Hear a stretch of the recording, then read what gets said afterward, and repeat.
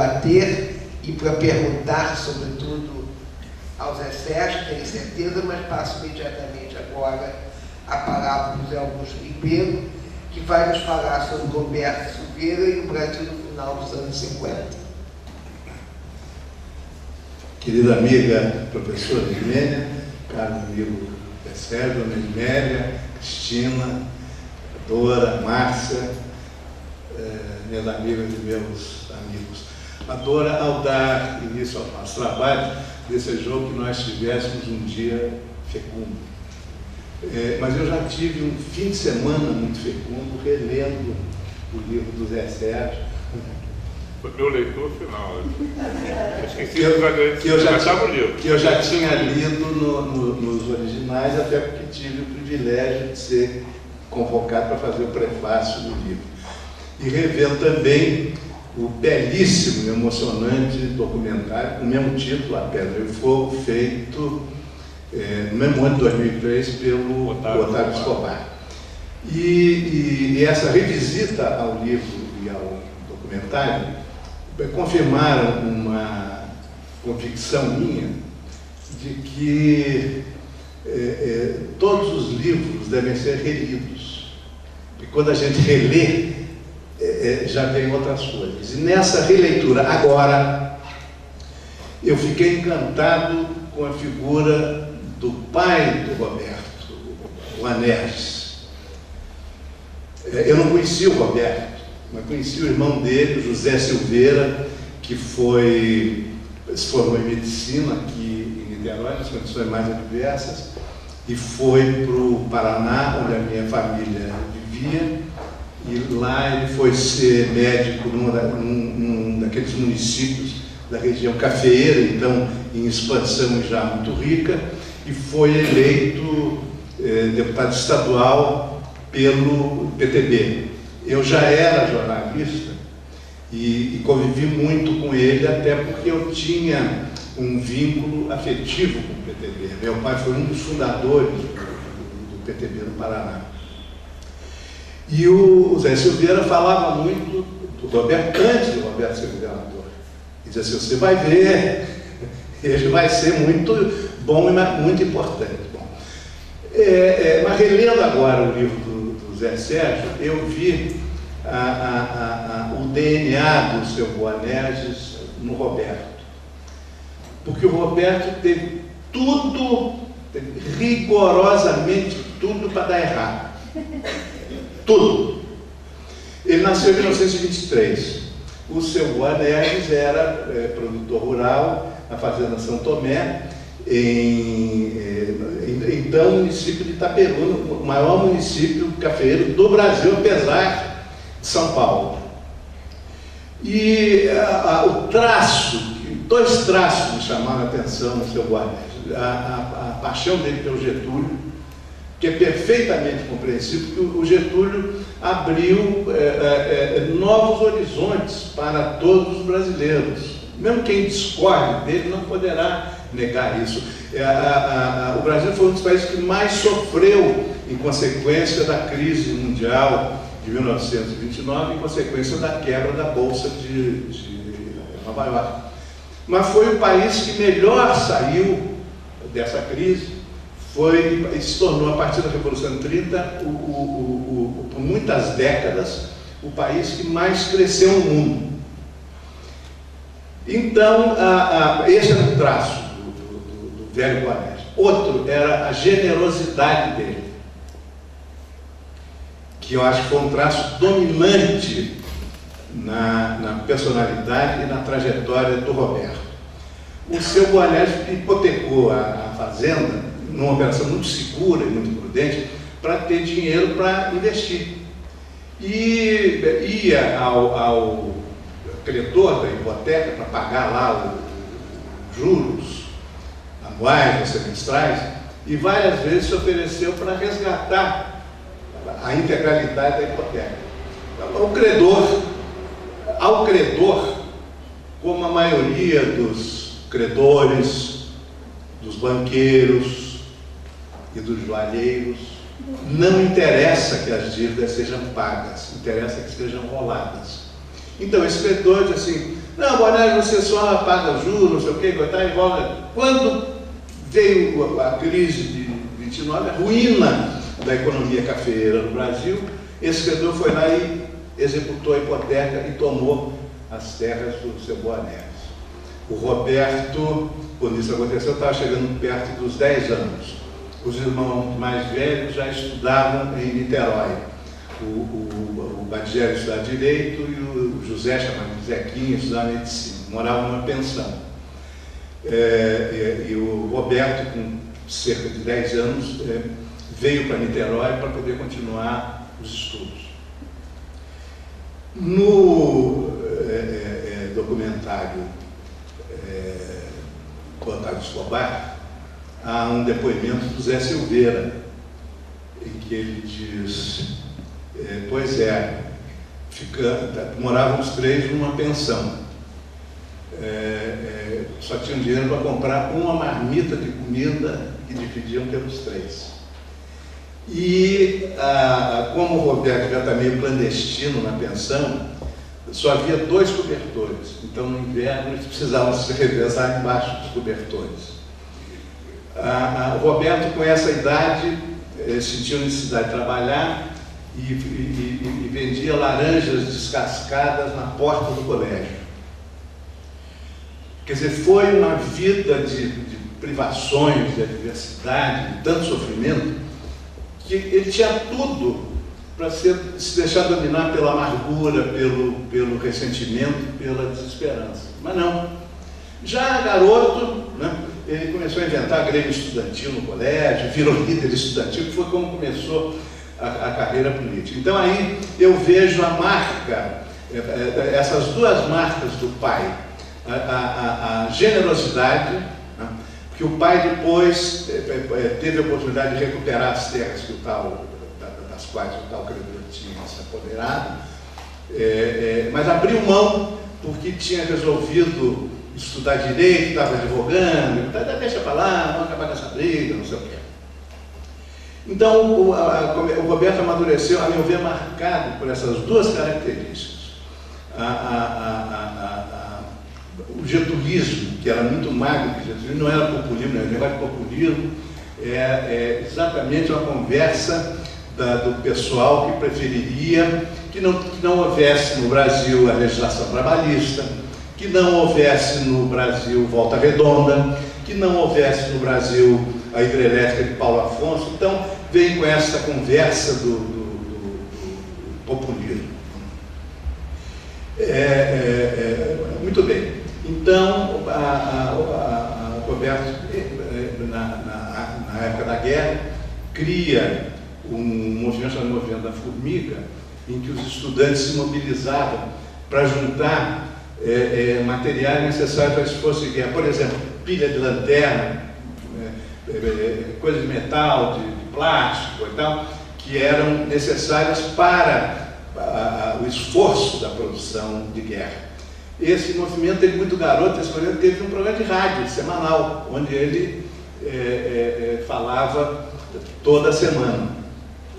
E foi amadurecendo com esta convicção baseada na generosidade de que era preciso reformar o Brasil, mas era preciso desenvolver o Brasil para que outros jovens não tivessem de passar pelas privações que ele sofreu.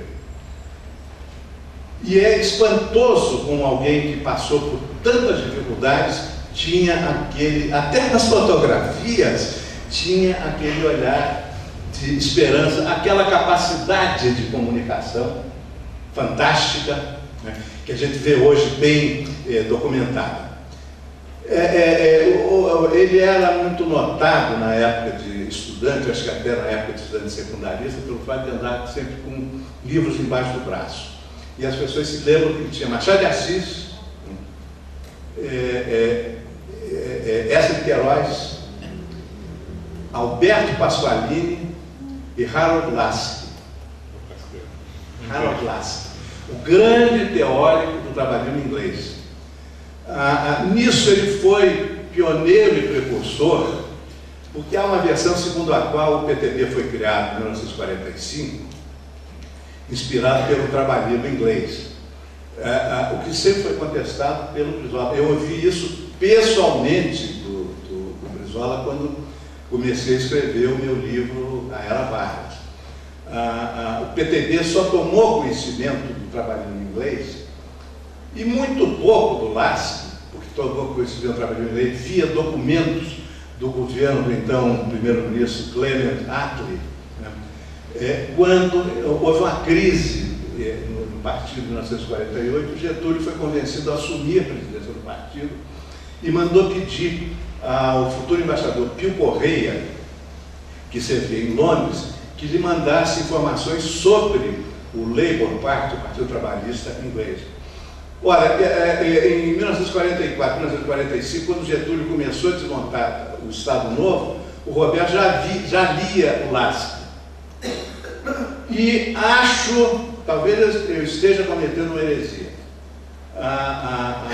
O Roberto entendeu aquele momento da vida brasileira muito melhor que o próprio Alberto Pasqualini. Talvez porque o Roberto vivesse aqui e o Pasqualini vivia no Rio Grande do Sul. O Pasqualini só se tornou nacionalista no segundo governo do presidente Getúlio Vargas. Há um livro dele, Quais Sugestões para uma Política Social, que diz assim: não importa a nacionalidade do capital, desde que ele não pratique a usura social. Ora, nós sabemos que importa sim. Por que Getúlio Vargas foi levado àquela crise de agosto de 54 e teve que recorrer ao suicídio para salvar a sua obra?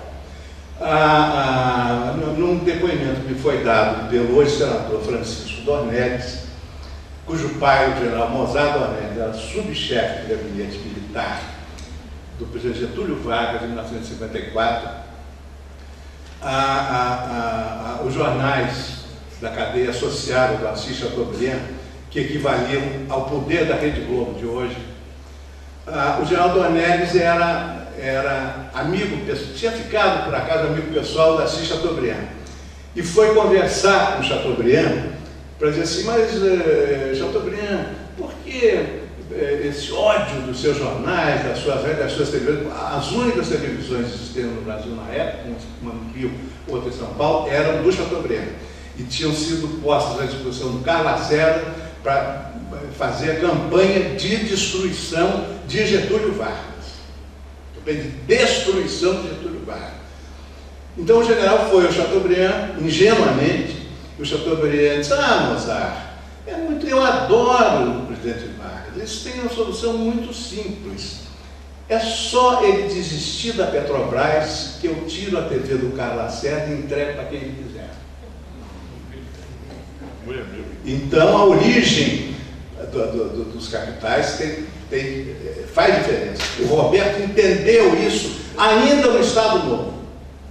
E quando eu reencontrei no livro do Zé Sérgio textos do Roberto, ele depois do Momento da Formiga, ele com 16 anos se tornou jornalista, escrevia crônicas, mas também escreveu muita coisa sobre temas políticos. Era um pensador político da maior sofisticação.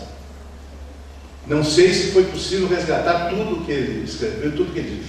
Era um orador brilhante e teve uma visão do fim do Estado Novo muito mais avançada que a do Pasqualini.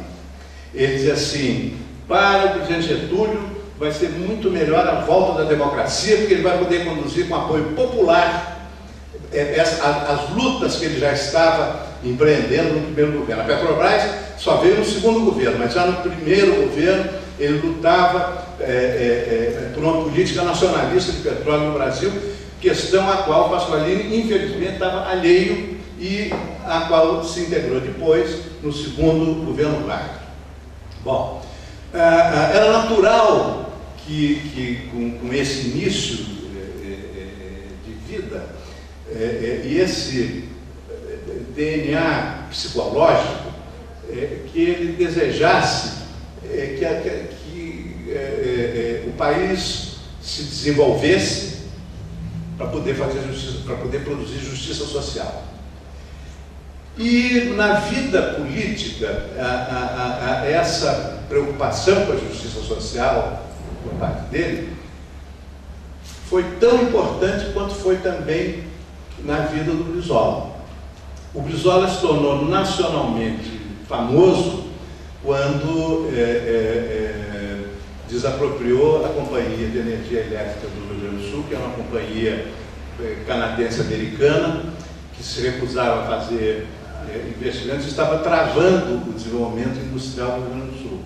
Bom, o Roberto foi eleito governador no mesmo ano que o Brizola, mas antes o Roberto foi deputado em 1947, não conseguiu. Eles tentaram entrar no PSD, que era o partido do Dr. Getúlio, mas os coronéis, os barões do PSD não deram espaço nem para a turma do Roberto, aqui no antigo estado do Rio, nem para o Jango e para o Brizola no Rio Grande do Sul. Daí, esse pessoal que começou no PSD foi para o PTB. O Roberto, na primeira eleição, foi o menos votado da chapa do PTB. E até no documentário do Escobar, há uma lembrança do Jorge Roberto, ele teve um voto a mais que um outro candidato que ficou só na primeira suprema. Se ele tivesse um voto a menos e outro um voto a mais, ele não seria deputado, seria primeiro suplente. E apoiou, o PTB apoiou o PSD na eleição para governador nesse ano de 47. Foi eleito o general Macedo Soares, o Macedo Soares e Silva. Em 50, aí o Roberto já se elegeu bem, foi um deputado muito atuante e foi secretário de Estado também, secretário de Estado do Interior e Justiça. No livro do Zé Sérgio, por isso que eu acho que a releitura de um livro é tão importante. Eu encontrei uma informação na qual eu não tinha prestado atenção na primeira leitura. O Roberto criou o primeiro juizado de menores aqui no estado do Rio, que é uma preocupação social. Não é uma preocupação de bacharel, é uma preocupação social, de proteger as crianças. E criou uma defensoria pública, que talvez tenha sido a primeira do Brasil. Isso é que não tinha, talvez, 30 anos ainda, e como secretário de Interior e Justiça, na juventude, ele teve essas duas iniciativas. Depois ele foi vice-governador. Em 50, de novo, o PTB apoiou o PSD. O candidato a governador eleito foi Amaral Peixoto. Em 54, ele apoiou o candidato do PSD, Miguel Correia. 3 eleições sucessivas, o PTB, que era um partido que estava em franca expansão, apoiou o PSD. Quando chegou em 58, eles disseram: está na hora de o PTB dar o governador. Chega. E o Zé Sérgio lembrou aí como ele ganhou a eleição. Bom, ele tinha as mesmas preocupações do Brizola, só que conduzia as coisas de uma maneira diferente. Ele era mais jeitoso. Ele investiu muito em energia elétrica.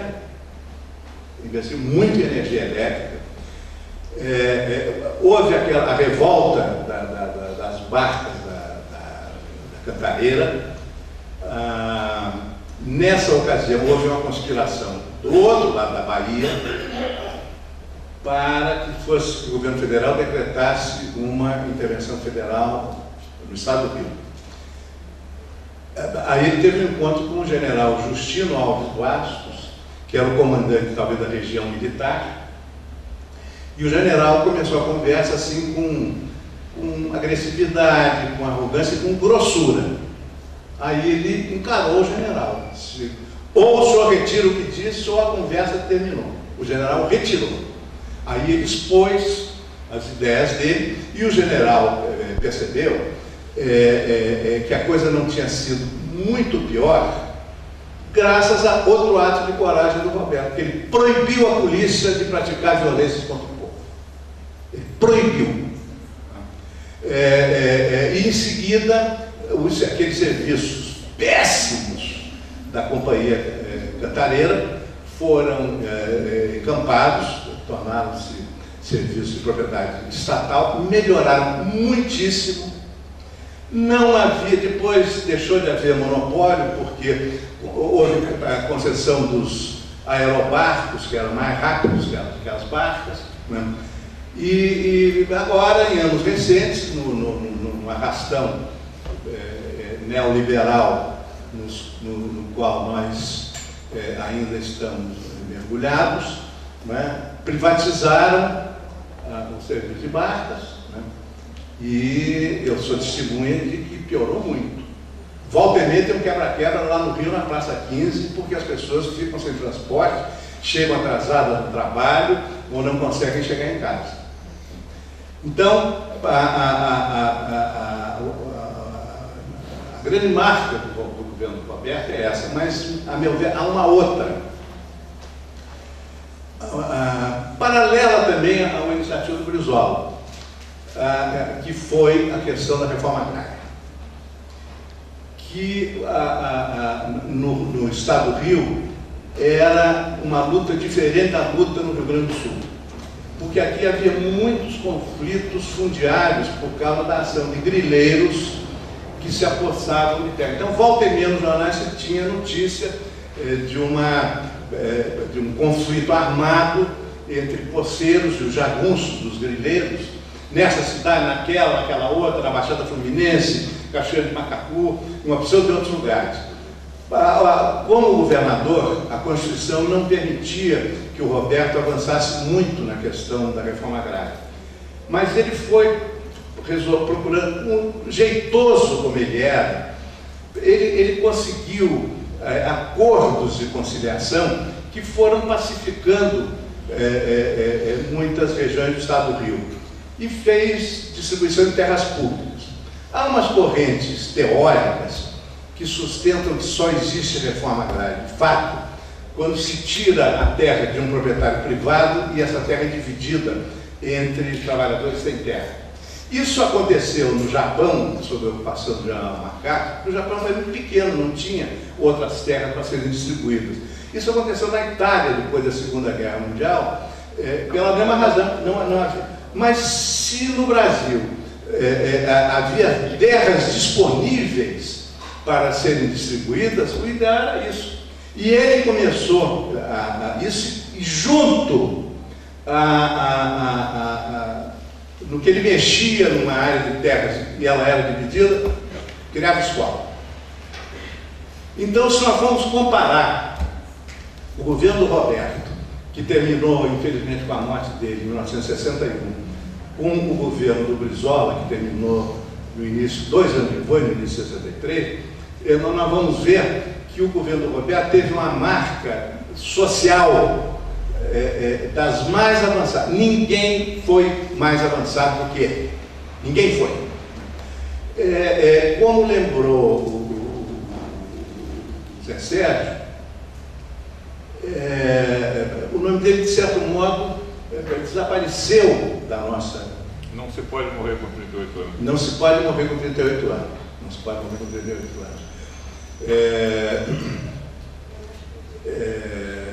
Ele já, quando morreu, ele já era o preferido do futuro presidente João Goulart e do ex-presidente Juscelino Kubitschek para ser o vice do Juscelino em 1965.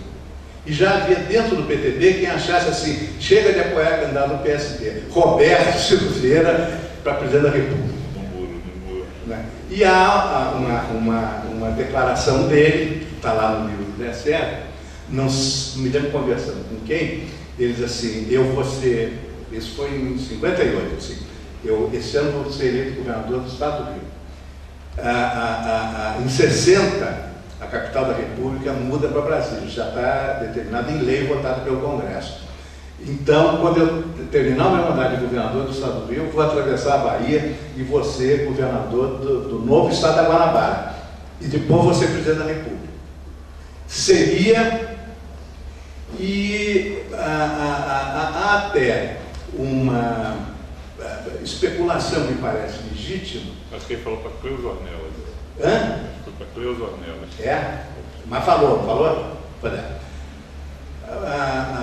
Como ele conversava bem, ele era, por exemplo, amigo do general Odílio Denis, que tinha sido ministro da guerra, foi ministro da guerra no Jânio Quadros, foi mantido no governo Jânio Quadros, porque era na mesma região, acho que o general ou era de Itaperuna, ou era lá por perto. E esses militares com os quais ele convivia, não tinha percebido na revolta das barcas o general Justino, depois de um acesso de grossura, né, que o Roberto não era aquele revolucionário, aquele subversivo que supunha, que ele tinha talento político para conduzir as reformas que o Brasil precisava e que eram tão negadas pelos preconceitos das elites dominantes. O drama do governo do Jango, o Jango também não era nenhum revolucionário. O Jango queria reformas pacíficas. Né? Eu uma vez fui entrevistar o Jango em Paris, logo que ele foi reeleito vice-presidente, e quando entrei na suíte do hotel dele, ele ainda não estava lá, e tinha um livro aberto, assim, numa mesinha ao lado da poltrona, todo marcado a lápis. Eram documentos do Papa João XXIII, preparatórios do Concílio Ecumênico Vaticano, que marcou na Igreja a opção preferencial pelos pobres. E o Jango, nessa entrevista, disse, olha aqui, minha coisa de comunista, mas as reformas que eu estou pedindo são as reformas que o Papa está pedindo. Né? Só que o Jango não teve a habilidade política do Roberto para conduzir esse tipo de questão, de modo que é uma especulação, é muito fácil a gente fazer profecia de frente para trás, mas se o Roberto tivesse vivido, talvez a nossa história em 1964 tivesse sido diferente. E aí eu volto àquele DNA da generosidade, que ele herdou do pai, né?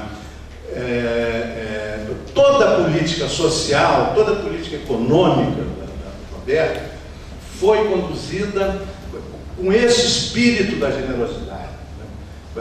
Justiça social. Eu sei que é um episódio muito doloroso, eu peço desculpas por voltar a ele. Mas naquele acidente de helicóptero, houve um primeiro momento de generosidade. Ele resolveu visitar regiões que estavam atingidas pela chuva e pelas enchentes. Foi desaconselhado por todos os auxiliares dele, e até por pessoas do governo federal e da área militar, quando ele estava insistindo em conseguir um helicóptero para ir lá, né? Eu acho que a Marinha... O Exército não deu. A Marinha acabou dando. Bom, o helicóptero sobe naquele mau tempo, venta, bate na quina de uma construção que tinha ali e cai em chamas. Ele poderia saltar do helicóptero salvo, até com queimaduras que talvez fossem tratáveis, mas aí houve um segundo momento de generosidade, quando ele resolveu que tinha que resgatar o seu assessor de imprensa, o jornalista Luiz Paulistano, que estava no banco de trás do helicóptero, preso pelo cinto de segurança. Então ele tinha dado a vida com esse espírito de generosidade por uma política de justiça social. Ele se entregou à morte para uma tentativa inútil de salvar o seu companheiro de governo e de viagem. Eu fiquei muito emocionado ao rever o documentário de Escobar e ao rever o livro do Zé Sérgio, porque depois me lembrei, revendo o documentário de Escobar, de um outro depoimento do irmão dele, o Zé Silveira, com o qual eu encerro esta intervenção. Quando ele se lançou candidato a governador, ele procurou o Zequinha, que era deputado estadual no Paraná, e já tinha uma fazenda lá, mas não disse: olha, eu precisava de um dinheiro aí para começar a campanha, você podia me ajudar? Aí o Zé Silveira diz assim: ô Roberto, eu sou um médico do interior, sou um médico da roça, você acha que eu tenho dinheiro para você dar a campanha política? Não, Zequinha, é só um pouco para começar, porque depois a gente recebe mais ajuda por aí, a coisa resolve. Nisso entra na sala onde eles estavam o gerente geral da Mesbla, que a Mesbla é uma grande cadeia de lojas de departamentos que vendia de tudo, não só automóvel, vendia iates, caminhões, tratores, do diabo. E o gerente chega para o Roberto e diz: olha, nós temos muita admiração pela sua atividade política e tal, sabemos que o senhor vai ser candidato a governador, eu vim aqui para lhe oferecer um automóvel para a sua campanha. Aí ele virou para o gerente e disse: senhor Maurício, muito obrigado, eu fico muito lisonjeado com a sua oferta, mas não vou aceitar, não vou aceitar porque esse problema já está resolvido. Aí ele se despediu do homem da meta e o Zequinha mandou assim: ô Roberto, você está maluco? Você, há 5 minutos atrás, estava me pedindo dinheiro para fazer a campanha. O camarada vem aqui, te oferece um automóvel e você recusa. Eu disse: Zequinha, eu tenho que ser um governador independente. Por coincidência, no dia em que eu revi esse documentário, eu estava muito impressionado com as manchetes dos jornais sobre o caso do ex-ministro Antônio Palocci. Espero que o Roberto, além de estar no nosso passado, esteja no nosso futuro. Nós precisamos de mais Roberto no nosso futuro e menos gente que em 2 meses de consultoria fatura 20 milhões de reais. Obrigado.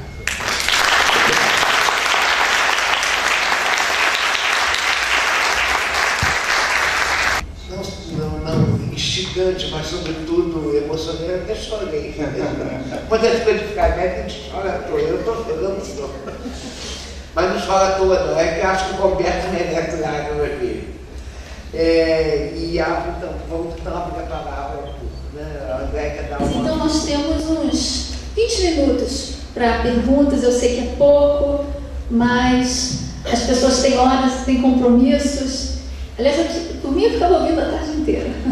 Quem gostaria de fazer algum comentário, uma pergunta? Olha, Oswaldo Maneschi, do PDT, ex-assessor do Brizola. E eu tenho, assim, o Zé Augusto e o Zé Sérgio colocaram algumas coisas, você também, o professor Guilherme, que realmente mexem com a emoção da gente. Eu, como pessoa ligada ao PDT, eu fui ao lançamento da campanha do Brizola em 1981. Ele fez questão absoluta que todos nós que estávamos naquela... Ele estava com 2% naquela ocasião. Ele fez o lançamento da campanha dele para governador do estado do Rio, em 1982, desculpe, exatamente em Bom Jesus de Itabapoana, aos pés do busto de Roberto Silveira, que tem lá em Bom Jesus. Ele fez, e todos nós, éramos muito poucos naquela ocasião, a minha dúvida, que havia 3 ou 4 cômodos, fôssemos a Bom Jesus, para o lançamento da campanha dele de governador em 1982, que foi aquela campanha belíssima, que ele mesmo, Brizola, comparava a campanha de Getúlio em 50. A gente não tinha dinheiro, não tinha papel, não tinha carro, não tinha nada, não tinha... E fomos a Bom Jesus, demos daquele jeito, e foi o início daquela multidão que o levou, daquela explosão de apoio popular aqui no Rio de Janeiro, que levou o governo do Estado em 1982. O Brizola tinha muito respeito pelo Roberto Silveira e nas conversas anteriores ele explicou por que ele queria fazer isso. Porque ele via no Roberto Silveira a grande liderança trabalhista do Estado do Rio de Janeiro, era um cara que precisava ser cultuado por todos nós do PDT e do resgate do trabalhismo naquele momento. E com relação a uma outra coisa, isso o Zé Sérgio estava falando em função da questão e o Zé Augusto nos mostrou o paralelismo dos governos, foi mais ou menos na mesma época, do Brizola em 58, do Roberto Silveira aqui no Estado do Rio também, nesse mesmo período. E tem uma coisa, o Zé Sérgio falou da questão da reforma agrária, o Zé Augusto colocou que o Brizola fez isso lá no Rio Grande do Sul também, ele se considerava, tinha muito orgulho disso, de certa forma, o avô do MST. Eu já vi o Stélio agradecendo o Brizola, entre outras coisas, pelo movimento master de reforma agrária do Rio Grande do Sul, que ele considera o Stélio, João Pedro Stélio de hoje, como a origem do moderno MST. E com relação a uma outra coisa que você colocou, Zé Augusto, do general Odílio Denis, da boa relação do Roberto Silveira com o Denis, que era lá do interior do Norte Fluminense, de Itaperuna, que você disse, eu lembro, Zé Augusto, que foi exatamente o Odílio Denis que, junto com o Grumossi, aquele outro, eu esqueci o da aeronáutica, era o Grumossi e o da Marinha, que eu esqueci o nome, o Rademacher. Augusto Rademacher. Era o Rademacher. Eles impediram um documento oficial que o vice-presidente, eles proclamaram um golpe de Estado impedindo a posse do vice-presidente João Goulart, e o Brizola lá subiu nas tamancas dele, há 50 anos atrás, para começar a campanha da legalidade, que na verdade os militares naquele momento tentaram de novo, como tentaram em 54, derrubar Getúlio deu tiro no coração, o golpe se voltou contra eles, tentaram impedir a posse de Juscelino em 55, e o Lodge garantiu a posse de Juscelino, que foi eleito com apoio do PTB de João Goulart, do PTB de Roberto Silveira, e que depois tentaram em 61 de novo impedir que Jango assumisse o poder e finalmente triunfaram em 64 para a tristeza de todos nós.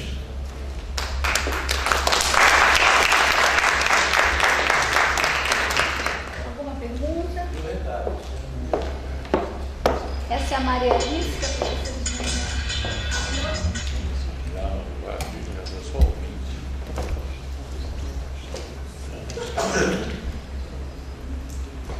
Bom dia a todos, eu sou Maria Alice Santos, secretária nacional do Movimento Negro do PDT. Hoje, nessa condição, eu me reporta toda a nossa história, a nossa escola política que vem lá do Engenho Pequeno, onde eu falei com a professora Ismênia, né? Eu cheguei em Niterói com 11 anos de idade, hoje estou com 72. Então, acompanhei toda essa trajetória desses nossos políticos, mas sempre nós ficamos na invisibilidade, né? Porque nós éramos as pessoas que construímos na nossa base todo esse processo para que os nossos candidatos, que nós reconhecíamos como verdadeiros representantes nossos, pudessem assumir o poder e pudessem ajudar na transformação que a gente tanto sonhava e necessitava. O meu tio, Manuel Silva, e a minha tia, Oscarina Silva, eram duas lideranças. Meu tio como marítimo e a minha tia como liderança religiosa. Naquela ocasião, naquela época, o umbandismo, ele era muito professado e era muito respeitado. E o nosso grande Roberto Silveira conheceu a minha tia nessa ocasião e conheceu meu tio através do sindicato e a minha tia através dessa vertente religiosa. E as duas lideranças sempre lutaram muito para que nós pudéssemos levar o Roberto Silveira presidente da República, até porque nós tínhamos como referência nossa o presidente Getúlio Vargas e vimos nessa liderança a continuidade desse sonho nosso. Então hoje eu também chorei, professor Smith, também chorei, porque recordei de todos os momentos felizes e infelizes nesse processo. Eu estive aqui nas barcas, eu estive no sepultamento de Roberto Silveira, mas também eu estive nos bons momentos, no momento da campanha, no momento da eleição, em alguns momentos de inauguração de alguns projetos do governador.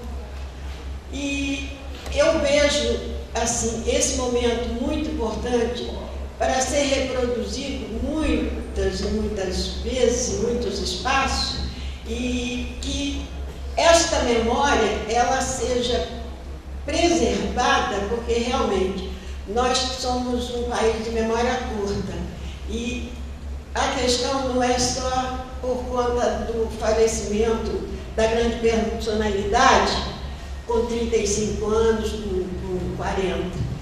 Mesmo com 60, com 70, esse país, ele só grava aquilo que lhe interessa no momento. Então, eu acho que eu sou uma pessoa privilegiada por estar aqui nesse momento e sou privilegiada por pertencer aos quadros do PDT, que é a minha grande escola política partidária, e esta escola que me permitiu entender todo o processo que eu havia vivido anteriormente e que me dá inclusive essa oportunidade de hoje, porque foi através do nosso blog, né, através nossos meios de comunicação e de informação, que nós hoje estamos aqui participando. Muito obrigada.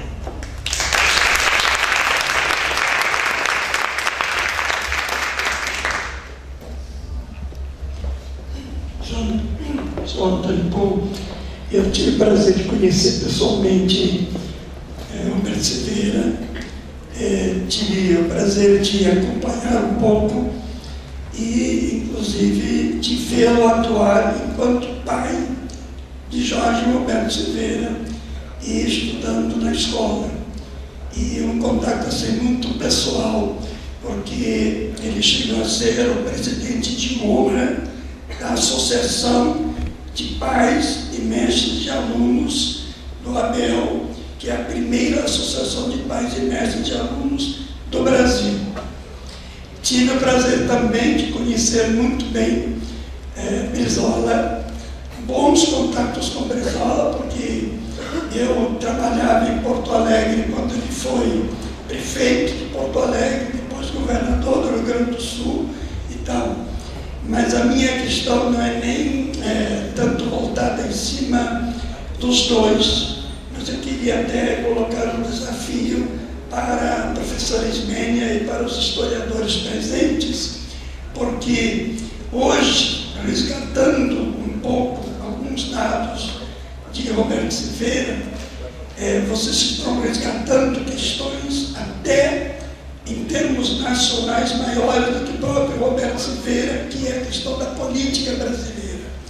Ou seja, estamos vendo aqui um pouco o que é um partido político na figura do Roberto Silveira, que era o secretário-geral e que orientava muitas reuniões do PTB aqui em Niterói, com a presença de Jango, com a presença de Brizola, com a presença da liderança do PTB do Brasil, liderado, no caso, pelo Roberto Silveira. Nós despencamos para uma coisa que não temos mais partidos políticos no país, porque hoje dizem que há 38, 39 partidos e volta e meia se cria mais um, se cria mais um, se cria mais um, e todos nós podemos criar partidos políticos, como podemos criar igrejas de qualquer esquina, que a legislação vai por aí. E aí minha sugestão de que a própria pesquisa histórica, liderada pela Ismênia, tente, eu acho que já está fazendo isso, já fez, já faz, mas um estudo dessa questão toda do porquê o Brasil migrou para o esvaziamento de partidos políticos e o esvaziamento das convicções políticas e, com isso, no meu entender, o esvaziamento de projetos nacionais. E nós estamos com partidos vazios, partidos sem visão, na sua quase totalidade, partidos que, por consequência, levam a um país sem visão, a um país sem grandes visões futuras.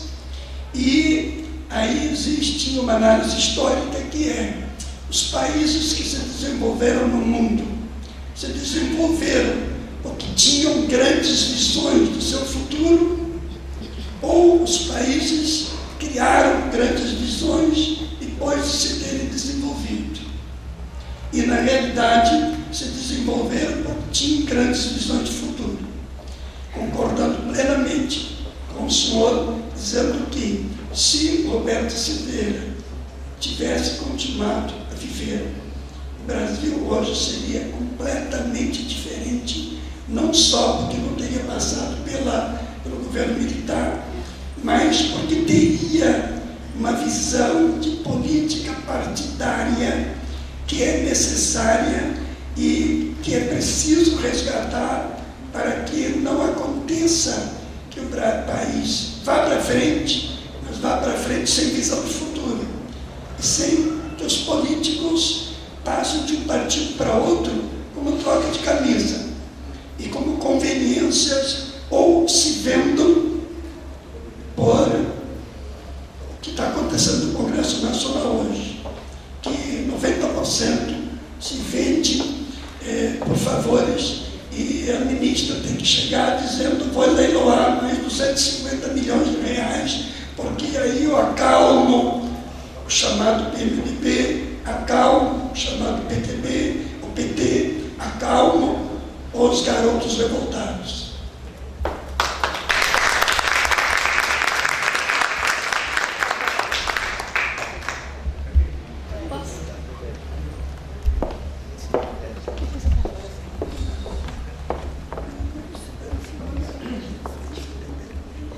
Eu me chamo Edésio da Cruz Nunes, fui secretário de Segurança do saudoso governador Roberto Silveira.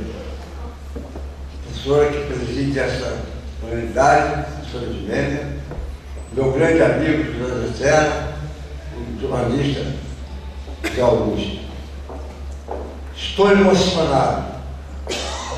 Estou aqui com a lágrima nos olhos.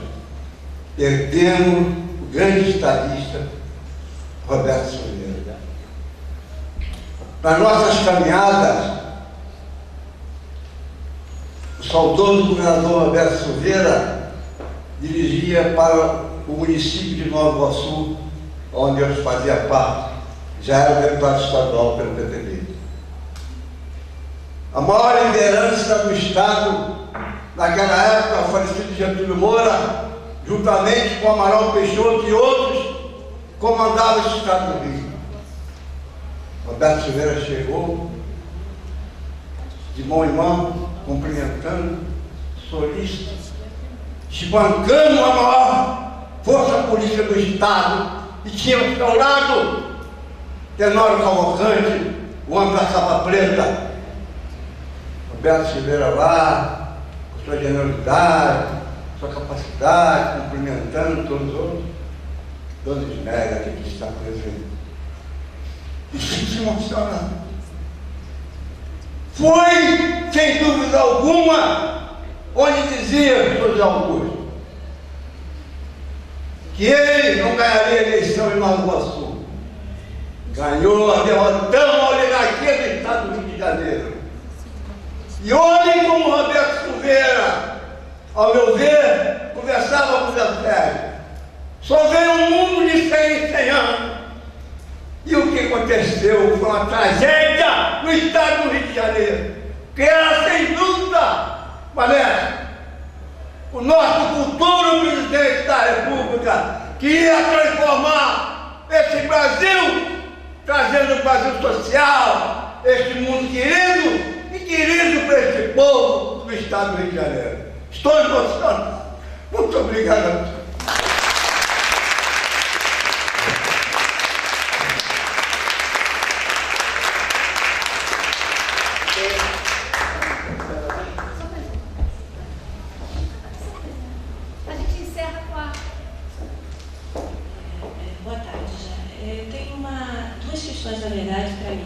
Primeiro, eu gostaria de parabenizar a mesa pela manhã maravilhosa, a aula de história que nós tivemos aqui, embora eu discorde de algumas coisas que estão sendo ditas, mas eu tenho uma questão para o professor Ismênia e para os demais membros da banca.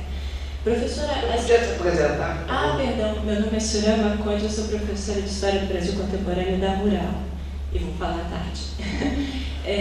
Professora Ismênia, a senhora coordenou uma série de trabalhos sobre a história fluminense. E na sua fala, a senhora contou muito bem que a história do Rio de Janeiro ela começou de fato a ser escrita na década de 80 e muito em função dos seus esforços e dos pesquisadores que se agregaram à senhora sobre a sua orientação, inclusive a minha ex-orientadora, que é a Marieta de Moraes Pereira. E a senhora chamou a atenção para uma concentração de estudos sobre o Rio de Janeiro na Primeira República e a falta ou a ausência de um número significativo de trabalhos no período posterior à década de 30. Eu sei que essa geração que a senhora formou tem realmente questionado essa ideia de esvaziamento econômico e de decadência, que era um discurso das elites na época.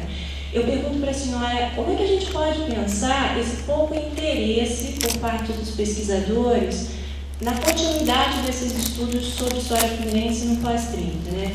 Será que é porque as pessoas têm um certo cuidado ou reticência mesmo em estudar aquilo que na academia a gente chamou de não dar certo, né? Porque o Rio de Janeiro meio que perde o ritmo de crescimento quando comparado ao dinamismo experimentado por São Paulo. Então a gente sempre fica com uma sensação de que o Rio está sempre correndo atrás do prejuízo e nunca mais conseguiu chegar no topo como era. E para os demais membros da banca, eu pergunto, na intervenção de um dos membros, José Augusto, né, o senhor José Augusto, ele chamou a atenção da importância, né, de Roberto da Silveira para o PTB fluminense, para o PTB de uma maneira geral, né, e lembrou também que Alberto Pasqualini é uma das figuras que é mais cultuada, inclusive, do que Roberto da Silveira, enquanto ele também teve um papel muito importante dentro do partido, seja como secretário do PTB Fluminense ou mesmo da organização nacional. O senhor falou que boa parte do fato dessa memória em torno dele ter sido esquecida, né, dele não ser revisitado tanto, talvez esteja ligado ao fato dele ter morrido muito jovem, aos 38 anos. Eu pergunto para o senhor, será que talvez como um elemento mais importante na explicação não esteja o fato dele, naquela época, estar defendendo projetos e propostas de justiça social muito mais avançadas para a sua época, que depois seriam defendidas por Jango, e a gente sabe no que redundou isso, e hoje ele esteja sendo revisitado, e aqui o evento é uma forma de homenagem a ele, muito em função da importância que as questões que ele pontuou lá no passado estejam na ordem do dia da política dos últimos governos, principalmente dos últimos governos do PT? São as minhas questões. Me preocupa muito a alienação da Universidade Brasileira. Já ouviu falar num negócio que está na moda chamado representação? As representações, o imaginário, entendeu? De repente entra os modismos da história, Surama, né? Eu, por exemplo, trabalho até com representações, mas eu não abro mão, né, de ancorar as representações nas determinações sociais, no sentido mais amplo, econômicas, políticas, nos dados conjunturais todos articulados, entendeu? Mas tem análise de historiadores famosos aí, de representação, que serve para Europa, França, Bahia, como diz o outro, serve para qualquer lugar. Uma história é nada.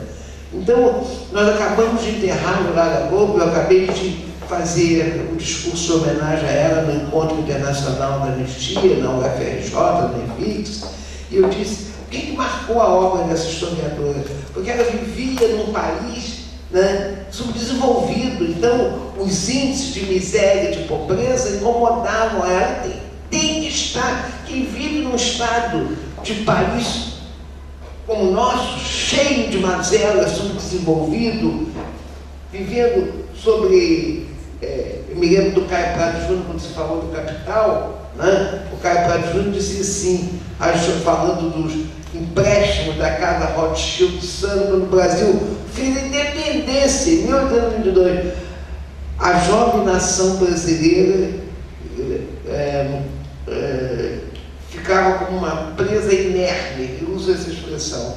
Né? Então, a Casa Rothschild lançava-se sobre a jovem nação brasileira como uma presa inerme, quer dizer, ali já é uma presa, e ficou presa do capital a vida inteira, porque veio sair a Casa Rothschild, veio outro substituto, veio o FMI, veio não sei mais o que. Então, na verdade, eu acho que o historiador tem que ter um compromisso social. Eu tenho. Quer dizer, um bom historiador, as questões dele, a história não pode ser só a erudição, o ornamento cultural, os bailes do império, a história de vida pela história de vida. Tem gente que faz uma pesquisa de história enorme, só para saber que se descendeu do conde não sei do quê. Não serve para nada isso, nada em termos reais. Sem ser a vaidade pessoal. Veja, compra um vestido bonito para a mulher, uma joia para a mulher, e paga um historiador para inventar que ele descendeu do conde, do barão, não sei, tem muita coisa inventada. E tem gente que chega, a rainha da Inglaterra, alguém da França, alguém de Portugal, entendeu? Então, Surama, sabe, eu acho que na verdade, descompromisso. No caso fluminense especificamente, eu acho que a Universidade Federal Fluminense, por se tornar,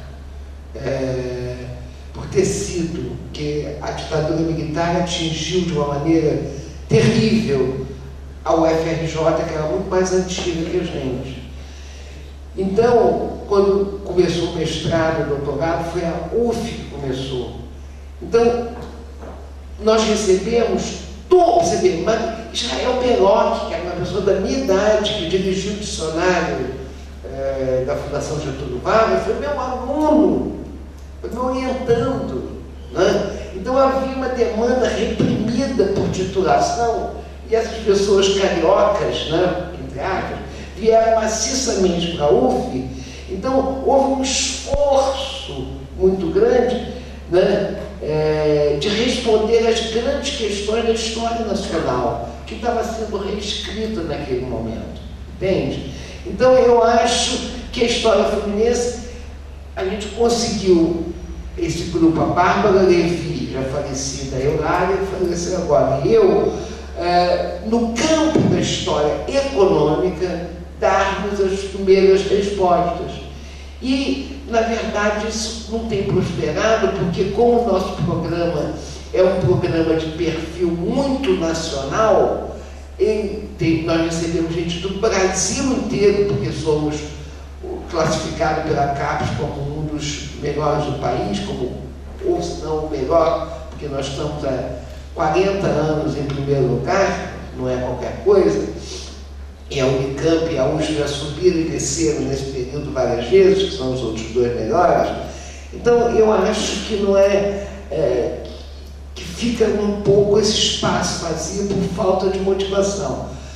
Sem dizer que o negócio da história política ficou fora de moda, ela está voltando, mas com uma outra percepção no campo da história cultural, das práticas políticas, isso e aquilo.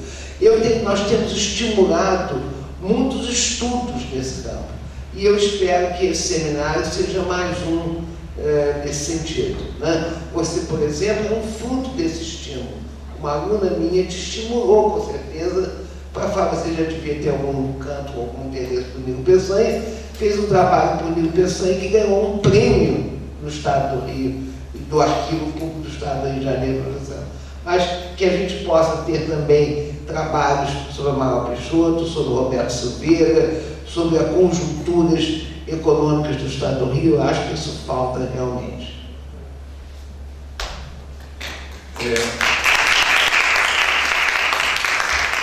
Professor, eu concordo inteiramente com a senhora que o Roberto foi vítima de um processo iniciado com o golpe de 1964. Mas não foi ele a única vítima. Getúlio Vargas foi vítima, João Goulart foi vítima, Brizola foi vítima, né? E tantas outras pessoas foram caçadas, banidas, e sobretudo se derramou sobre essas pessoas uma cortina de silêncio, tanto que até hoje há equívocos gravíssimos sobre os fatos verdadeiros relativos a Getúlio Vargas, ao Jango, ao Brizola e ao Roberto Silveira. Pegando uma carona nas observações da professora Ismênia, eu queria tomar a liberdade de sugerir para a Dora, para a André e para a Ismênia também, um outro tema de discussão e pesquisa, um tema muito ignorado. Alberto Torres. Eu tive o privilégio de conviver na diretoria da ABI por muitos anos com o Dr. Barbosa Lima Sobrinho. Ele, um dia, respondendo a pergunta minha, ele deu a entender que o livro dele, do qual ele mais gostava, era A Presença de Alberto Torres. E esse livro tem uma história muito interessante, porque começou a ser escrito no dia seguinte ao aniversário dele de 70 anos. Nesse dia, ele já estava, ele foi aposentado compulsoriamente do cargo de procurador da prefeitura do então Distrito Federal, da cidade do Rio de Janeiro. E Dona Maria José, a senhora dele, achou que depois do almoço ele queria dar uma descansada, ler o jornal, qualquer coisa assim, e ele sobe, né, e volta de paletó e gravata com a pastinha dele na mão, e ela achou que ele estava meio gagá. Disse: Alexandre, você foi aposentado ontem, porque você fez 70 anos, você não pode nem ir na procuradoria. Ele disse: não, Maria José, não é na procuradoria que eu vou para a Biblioteca Nacional, que eu vou começar um livro sobre Alberto Torres. Alberto Torres foi presidente acho que era já do Estado do Rio, não era província mais, acho que foi já na República, no período de duas grandes crises, uma crise da dívida externa e uma crise do café. A Ismênia citou aqui o Banco Rothschild, e eu me lembrei que logo na independência, Dom Pedro I mandou o Marquês de Barbacena, Felisberto Caldeira Brandt, negociar um empréstimo com a Casa Rothschild para indenizar Portugal pela independência do Brasil. Esse empréstimo foi prolongado até meados do século XX. E Martim Francisco, irmão de José Bonifácio, então ministro da Fazenda de Dom Pedro I, ficou escandalizado com as negociações do Marquês de Barbacena com os Rothschild em Londres e disse o seguinte: Barbacena levou lasca. Era uma maneira elegante de dizer Barbacena levou comissão. Bom, tem muita gente hoje levando lasca. Pois é. Bom, mas Alberto Torres percebeu já naquela altura a questão nacional, porque a economia cafeeira do Brasil estava sendo cada vez mais dominada pelas casas comissárias e pelo que seriam depois as tradings, as grandes empresas operadoras do comércio exterior brasileiro. E há um episódio que eu não sei se o Dr. Barbosa colocou no livro ou não, porque ele disse que ficou numa dúvida muito grande, sofrendo muito, que Alberto Torres, presidente do Estado do Rio, naquele início da República, ficou tão desesperado com a crise financeira, com a crise da economia cafeeira, que pensou até no suicídio. Então, esse livro, Presença de Alberto Torres, é uma obra monumental de Barbosa Lima Sobrinho, que mostra como lá atrás já se discutia isso que hoje se chama questão nacional, né? A dívida externa, o comércio exterior, né? E esta coisa que foi típica da colonização da China pelo homem branco no século XIX, né, que foi a submissão de empresários e políticos chineses a interesses estrangeiros. Essa era a grande preocupação de Alberto Torres, como era uma das grandes preocupações do Roberto Silveira, de modo que eu tomo a liberdade de fazer essa sugestão. Gostaria de, para finalizar, fazer um pequeno comentário sobre a exposição do nosso colega da universidade também, Dr. Poole, que conviveu tanto com o Roberto Silveira, dizendo que realmente essa questão partidária é um desafio que exige, né, não apenas da universidade, das escolas, eu acho que é uma questão de cidadania plena, de educação política, para o exercício da política, os partidos terem perfil partidário, enfim, a coerência, o compromisso. Eu acho que é uma questão que a gente vai ter que enfrentar com muitas frentes mesmo. O depoimento do Dr. Edés, né, só vem reforçar, né, tudo que já foi dito aqui, assim como do Anesp, né, sobre tanto o Brizola, que foi aqui mencionado, quanto a figura de Roberto Silveira, e nós agradecemos a sua presença, que deu um tom também histórico à nossa reunião. E para finalizar, eu gostaria de que todos em pé, em vez de fazer um minuto de silêncio, pensando e lembrando Roberto Silveira, como nós fazemos, né, quando comemorávamos, né, emocionados, homenageávamos os nossos perdidos para a política, né, no nosso caso, sobretudo as vítimas da política, que a gente possa dizer um presente do nosso nosso coração. Roberto Silveira, presente.